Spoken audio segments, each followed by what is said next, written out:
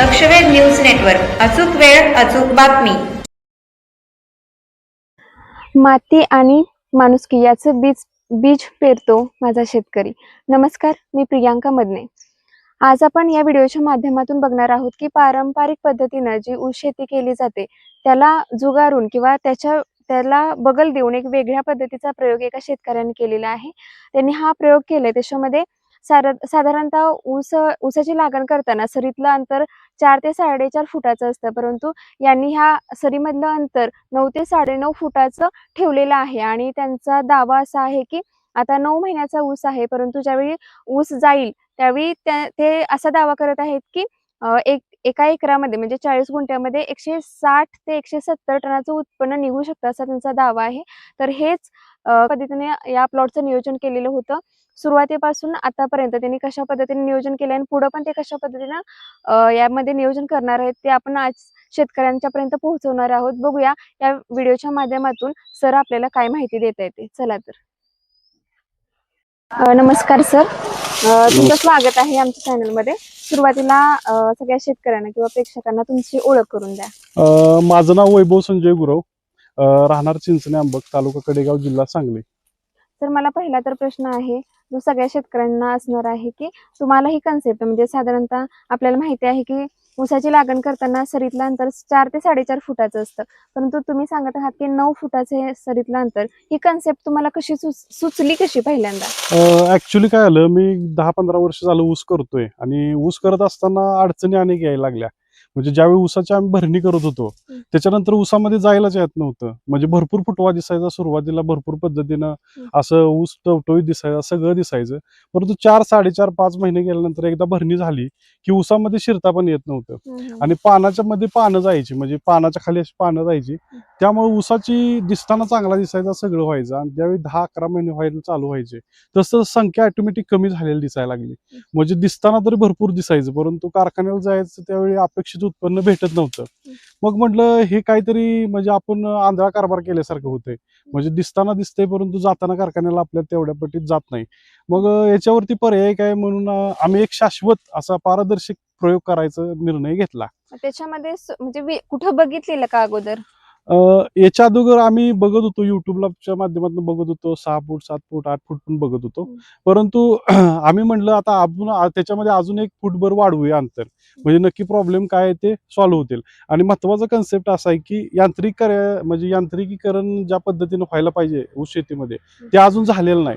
मग ट्रॅक्टरच्या माध्यमातून आपण शेती करू शकतो. ही म्हणजे ज्यावेळी आपल्याला स्प्रे करायचे त्यावेळी ट्रॅक्टर आपण मधनं फिरवू शकतो आणि ट्रॅक्टरच्या माध्यमातून आपण ब्लोअरच्या साहाय्याने स्प्रे करू शकतोय.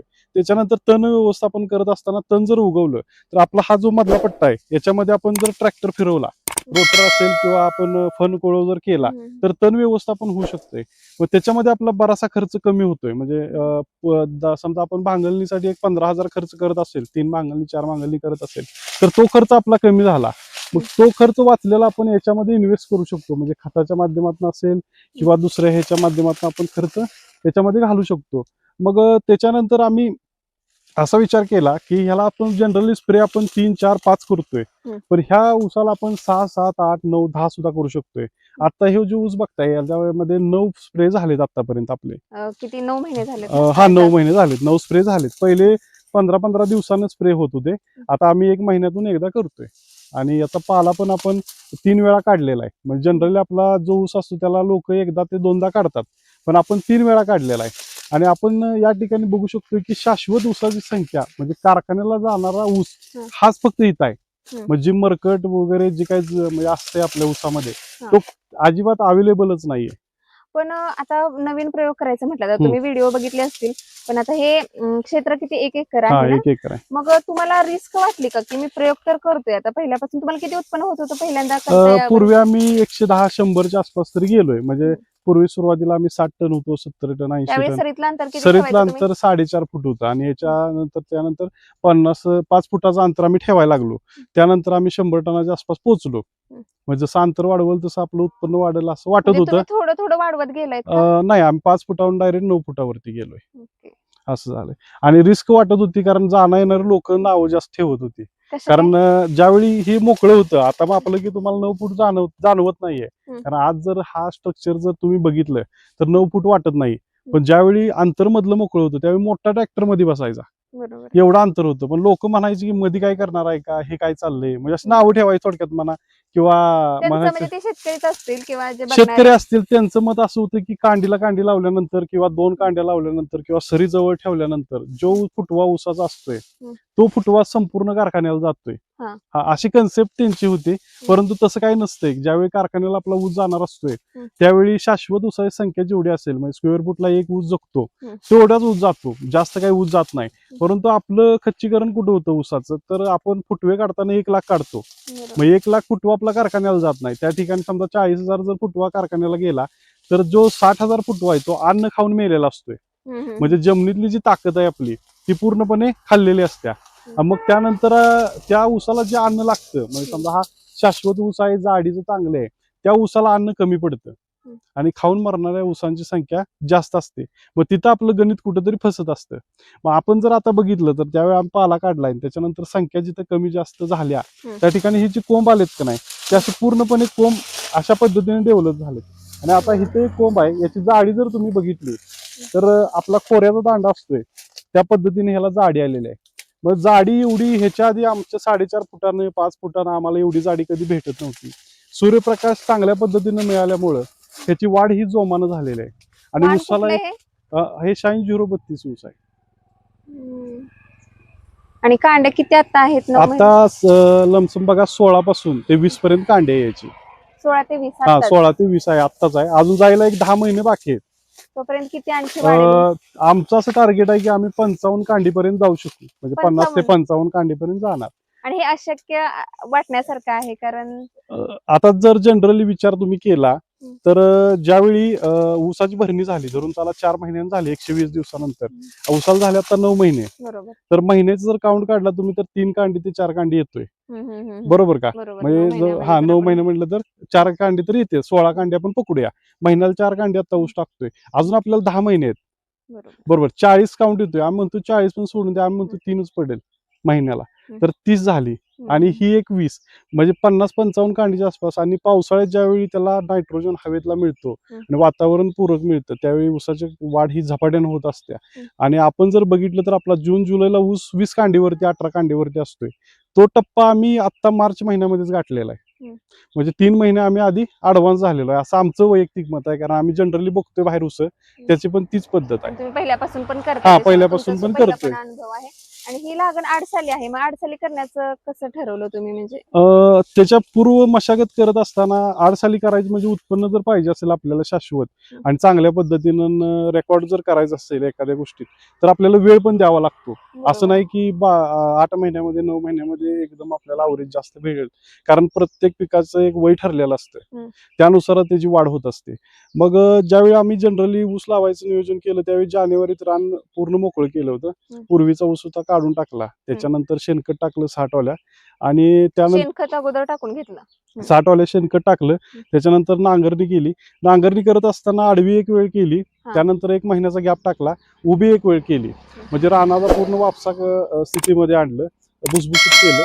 त्याच्यानंतर आम्ही मे महिन्याच्या पहिल्या आठवड्यात, म्हणजे जानेवारीपासून एप्रिल पर्यंत फक्त जमिनीवरतीच काम झालं. बरोबर. म्हणजे जमीनच फक्त कशी सुपीक होईल ह्या गोष्टीवर कॉन्सन्ट्रेशन आम्ही केलं, की जेणेकरून जमिनीचा सेंद्रिय कर्ब तो डेव्हलप चांगल्या पद्धतीनं झाला पाहिजे. कारण पुढे अडचणी येऊन येत, कारण असा ऊस लावला म्हणून येत नाही, त्याला पार्श्वभूमी पण इतिहास पण महत्वाचा असतो. मग त्यानंतर आम्ही मेच्या पहिल्या आठवड्यामध्ये, म्हणजे पाऊस वगैरे येईल हा दृष्टिकोन पुढे ठेवूनच त्याला 4.5 फुटानं आम्ही सुरुवातीला सऱ्या सोडून घेतल्या. 4.5 फुटानं सरी सोडल्यानंतर परत एकाड एक सरीत ऊस लागण केली. हा, आणि त्याच्यामध्ये 9 बाय 1.5 वरती लागण केलेली आहे, म्हणजे एका रोपातलं अंतर 1.5 फूट आहे या ठिकाणी. हे अंतर 1.5 फूट हा, 1.5 फूट आहे. आता आपण जनरली इकडे बघितलं तर तुम्हाला वाटणार नाही की ते 1.5 फूट अंतर सुद्धा आहे, म्हणजे असा सलग ऊस तुम्हाला दिसतोय त्या सलगच ठिकाणी. दिसतोय, त्याच्यामुळेच म्हटलं. आणि तुम्ही सूर्यप्रकाशाचं सांगितलं, म्हणजे हे अंतर ठेवल्यामुळे तुम्हाला वाटतं की सूर्यप्रकाश पोहोचला, चांगल्या पद्धतीने सूर्यप्रकाश मिळाला आणि त्याच्यामुळेच ही वाढ वाढ झालेली हा. आहे. आणि काय होतंय, आता हे पान आहे तर हे लवकर म्हणजे वाळत नाही, कारण त्याला अन्नद्रव्य जे कांडीला जातात ते पूर्णपणे इथून जातात. इथून आता समजा ह्याला अन्नद्रव्य जात आहेत, जर ही 4.5 फुटामध्ये असतं तर हे मागच वाळलं असतं पान.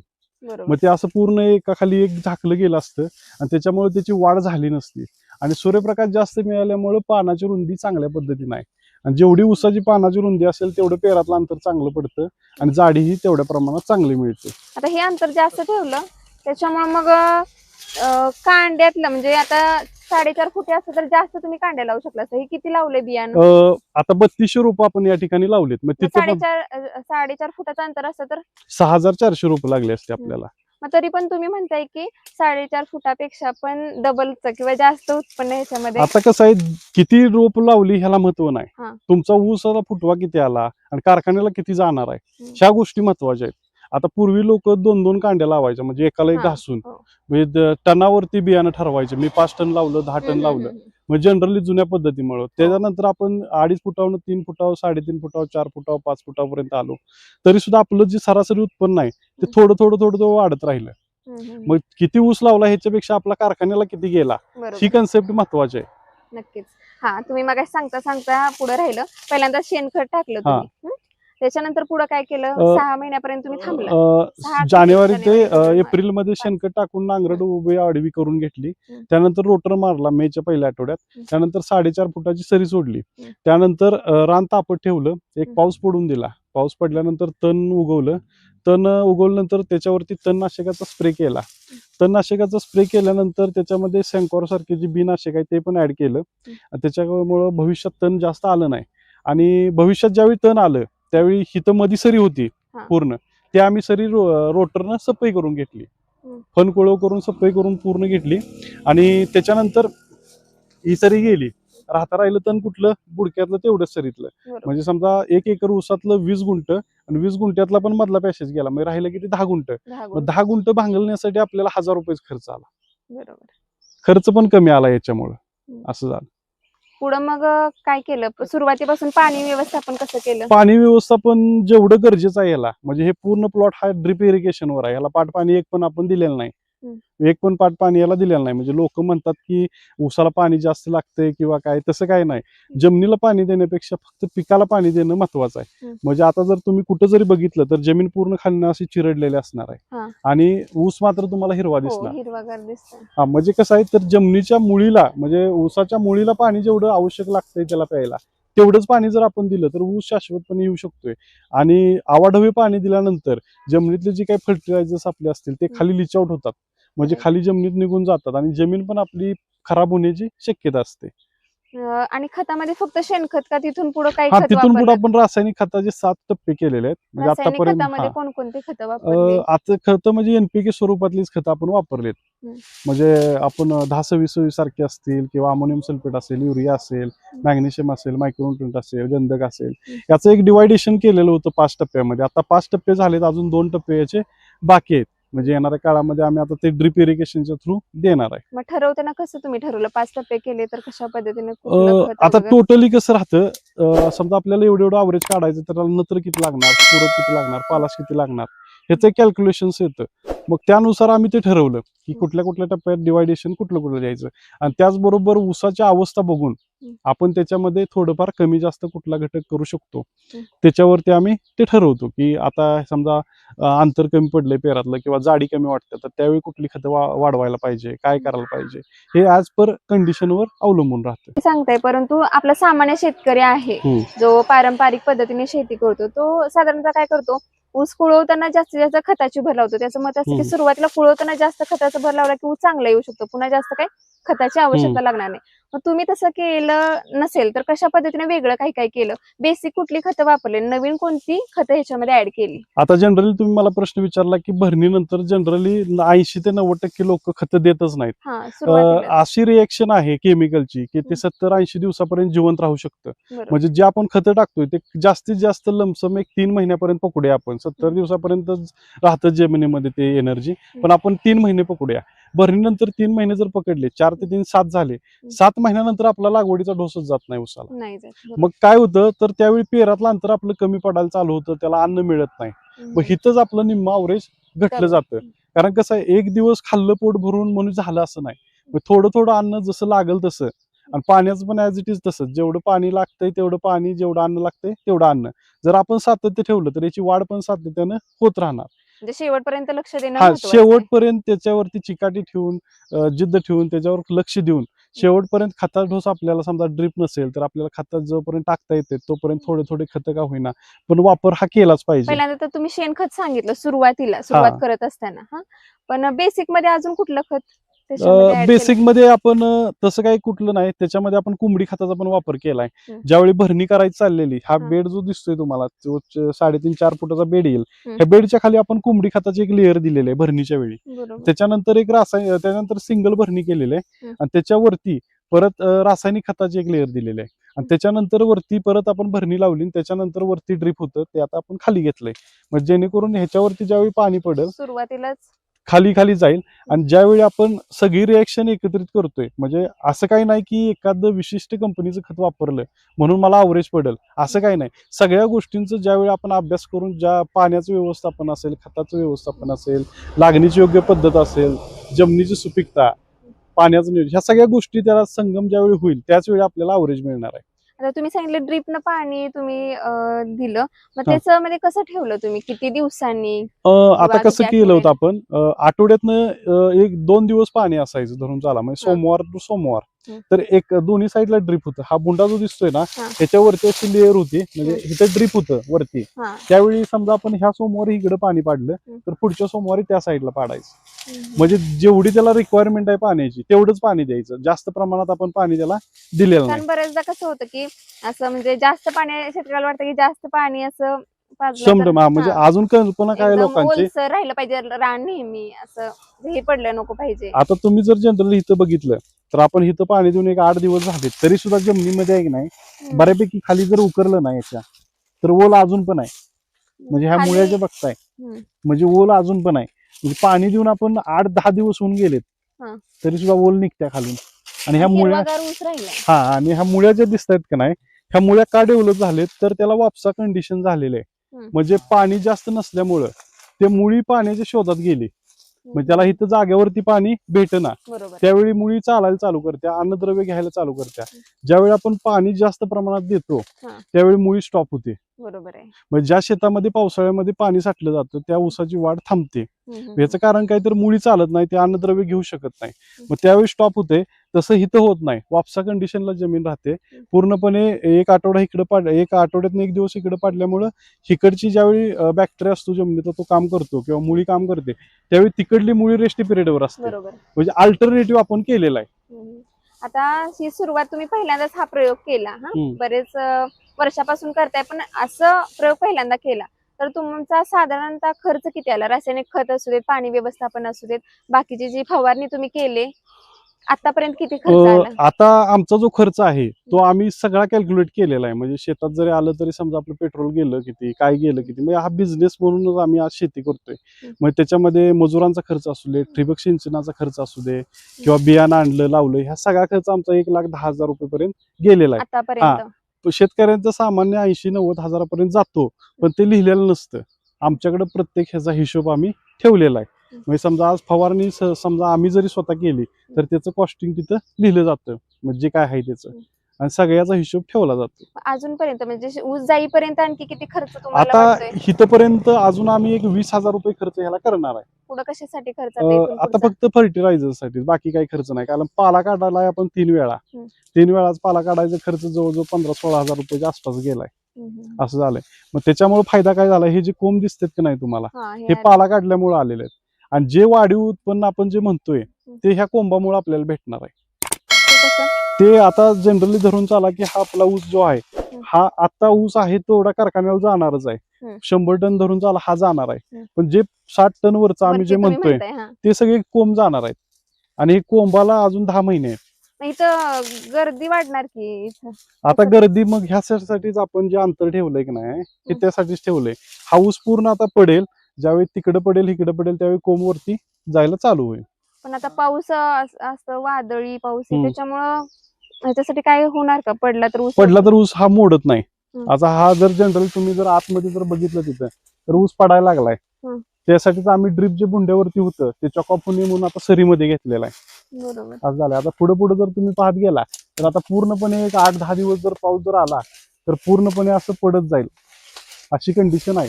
आणि पडताना पण एक सिस्टीमने ऊस पडणार आहे. म्हणजे काही त्याच्यामध्ये हे होणार नाही. नुकसान कुठल्याही होणार नाही. पद्धतीचं होणार नाही. आता तुम्ही जसं पुढे जाल तसं तुमच्या लक्षात येईल की ऊस असा पूर्ण असा चिकटायला लागलाय वरनं. मग आता जनरली एक गोष्ट अशी आहे की 9 फुटामध्ये अशी अवस्था होती आपली, हा. तर 4.5 फूट ज्यावेळी असते आपलं त्यावेळी काय होत असेल? पूर्ण चोकापून. आता विचार करा, इथं मध्ये एक सरी असते तर काय झालं असते अवस्था. म्हणजे मी जी वाक्य म्हणतोय की उघडं डोळं ठेवून बघितलं पाहिजे, ते आपण बघू शकत नाही. आज आपण इथं ऊस जाणारा कारखान्याला किती हे डोळ्यानं बघू शकतोय. आणि सर तुम्ही जो म्हटला, तुम्ही पहिल्यांदाच हे केला प्रयोग आणि रिस्क होती, पण आता तुम्हाला बघताना काय वाटतं? आता समाधान वाटतंय, कारण जसं ह्याचं अंतर कमी व्हायला लागलंय तसं मनाला बरं वाटायला लागलंय. बरोबर आहे. आणि जशी तुम्ही अपेक्षा केलेली तशा पद्धतीचं तुम्हाला दिसतंय चित्र, जसे तुम्ही सुरुवातीला आता ठेवलं जे आमच्याकडे आता व्हिजिट साठी लोक येत आहेत, हा. म्हणजे जे चांगले चांगले अवरेज ज्यांनी काढले, हा. जे 130, 120, 100च्या वरती गेलेत, तशा लोक बऱ्यापैकी प्लॉट बघण्यासाठी 100 किलोमीटर 200 किलोमीटर वरने येत आहेत. त्यांचं असं मत आहे की ऊसाचा जो पोत आहे आज, हा आमच्या ऊसाला पण नव्हता त्यावेळी. म्हणजे ह्या दिवसामध्ये मार्च महिन्यामध्ये असा पोत नव्हता, कारण पाऊस एक पण नाही पडलेला अजून. तर असा पोत आहे, ज्यावेळी पाऊस पडेल त्यावेळी ह्याची गती डबल होणार आहे. बारामती मधलं पण बरेचसे व्हिडिओ बघितले त्याच्यामध्ये की तो ऊस आणि तो ऊस पडू नये म्हणून केलेली यंत्रणा बघितली. तर तुम्ही तर म्हणताय हा ऊस पडणार, परंतु पडला तरी वजनाला त्याच्यामध्ये फरक नाही पडणार. म्हणजे हे जरा समजावून सांगा कसं. आता काय होणार आहे माहितीये का मॅडम, ज्यावेळी आपण तो प्रयोग बघितला त्यावेळी आपण कॉस्टिंग पण बघितलं पाहिजे. म्हणजे सामान्य शेतकऱ्याला कॉस्टिंग पण परवडलं पाहिजे.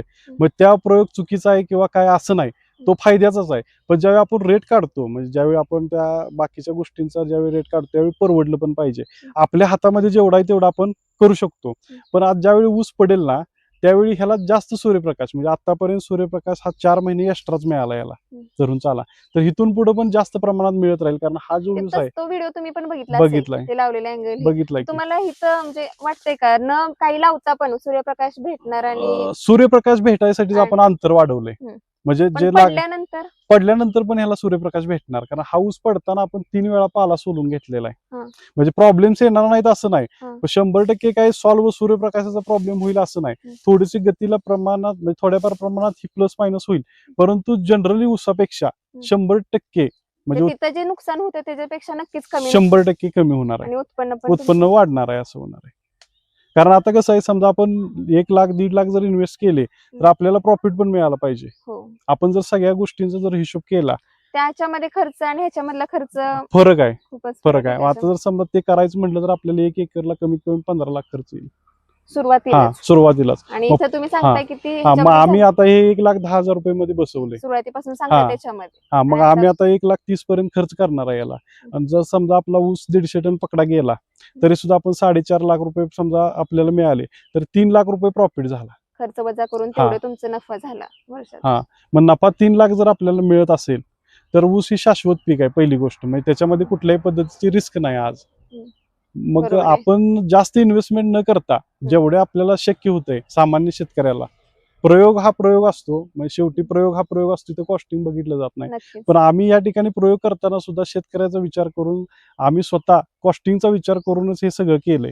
म्हणजे आपल्याला कमी इन्व्हेस्टमेंट मध्ये जास्त प्रॉफिट कशा पद्धतीने मिळू शकेल. आता सर तुम्ही 1 एकरामध्ये तर केलं, पण ज्यांची शेती कमी आहे ते पण हा प्रयोग करू शकतील का, काय वाटतं तुम्हाला? 100% करू शकतील, कारण समजा एक 10 गुंठ शेती आहे धरून चाला एखाद्या सामान्य शेतकऱ्याला, तर त्याला 5 गुंठ ऊस लावायचा आहे, पण त्याच्यावरती लक्ष द्यायचं आहे.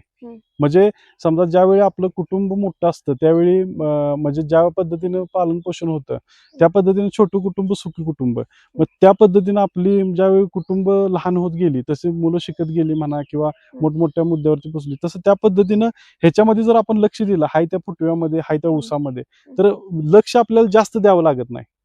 आता आम्ही ज्यावेळी या प्लॉटचं सगळं काय बघत असतोय, फिरत असतोय, प्रत्येक सरी ना सरी फिरू शकतोय, काय प्रॉब्लेम्स आहेत ते बघू शकतोय. पण आता जर 4.5 फूट असतं तर आम्ही बघू शकलो नसतो काय. म्हणजे बाहेरनं तुम्हाला सगळं हिरवं दिसलं असतं, पण आतमध्ये काय झालंय, ऊस किडलाय, जास्त हे झालं शिरताच येत नाही आतमध्ये, असं मग किडलाय ऊस, राहिलाय ऊस, काय झालंय कळणारच नाही. आणि भले समजा याच्यामध्ये जर संख्या एका दुसरी कमी असली तरी सुद्धा त्याचं जे वजन आहे ते जास्त भरणार. कारण का तर जास्त फुटवे याच्यामध्ये आले नाहीत, त्यामुळे एनर्जी ह्याची जी आहे ते पूर्णपणे ह्याच उसाला लागणार. आणि कसं आपण बारामती मधला प्रयोग बघितला, पण ते जास्त क्षेत्र पाहिजे असते, कमी ह्याच्यामध्ये करणं थोडं रिस्क आणि खर्चाचं हा. तुम्ही सांगितले.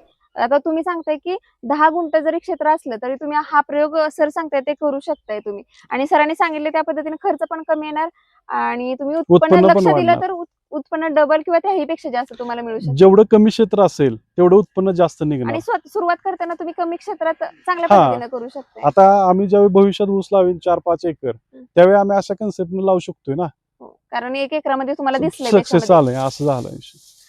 तुम्ही सर 4.5 फुटाचं पण एक हा. ठेवले सर, ते पण दाखवा हा म्हणजे म्हणजे आपल्याला आता फरक शेतकऱ्यांना बघायला मिळेल. हा म्हणजे त्याच्यामध्ये दोन्ही मध्ये काय फरक पडलाय इथलं तर तुम्ही सांगितलं हा. सर्व माहिती, तिथं पण बघूया म्हणजे दोन्ही मधला फरक लक्षात येईल लक्षात आपल्या. येतोय लगेच. तर मित्रांनो, आपण बघितलं आणि त्या सरांच्याकडून ऐकलं, हा 9 फुटी सरीचा हा प्रयोग आहे आणि त्याच्यामध्ये तुम्ही बघितलं सरांनी सुरुवातीपासूनची माहिती सांगितली आणि कशा पद्धतीने शेती करताना नवीन प्रयोग केल्यानंतर कसा फरक दिसतोय ते आपण बघितलं.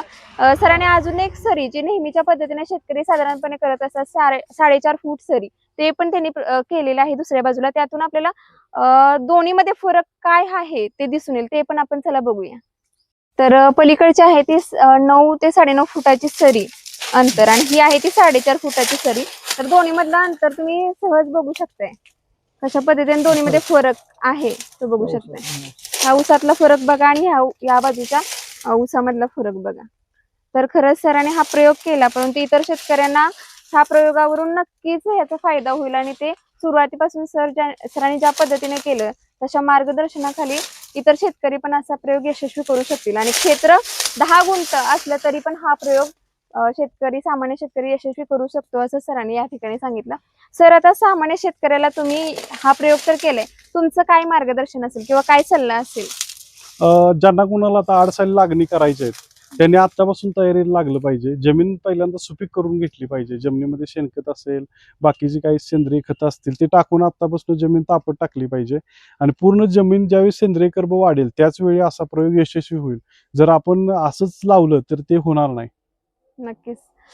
खूपच माहितीपूर्ण हा व्हिडिओ होता आणि सरांनी खूप चांगल्या पद्धतीनं आपल्या सर्व शेतकऱ्यांच्या पर्यंत ही माहिती पोहोचवण्यासाठी प्रयत्न केलेला आहे. आणि खरंच आपण बघितलं, सरांची माहिती देणे पण बघितलं आणि खरंच पटलं नसतं कुणालाही खरंच हा फरक एवढा दिसण्यासाठी हे 4.5 फुटाचं अंतर ठेवून किंवा 4.5 फूट सरीमधलं अंतर ठेवून पण आपल्याला सहज ओळखता येते की ह्या दोन्हीमध्ये जो बदल आहे किंवा दोन्ही ऊसामधला फरक आपल्या सहज दृष्टीला येतोय.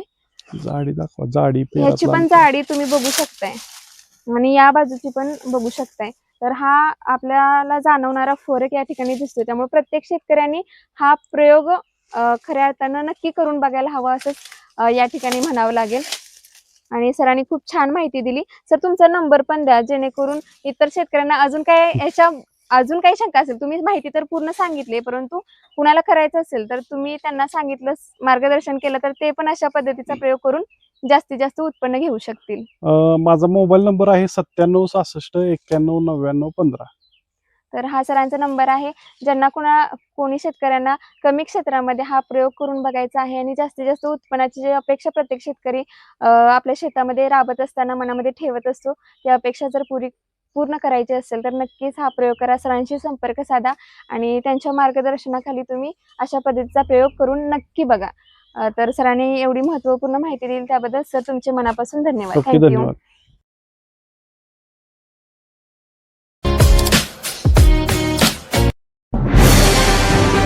आजच आपल्या लक्षवेध न्यूज नेटवर्क या चॅनलला सबस्क्राईब करा, व्हिडिओला लाईक करा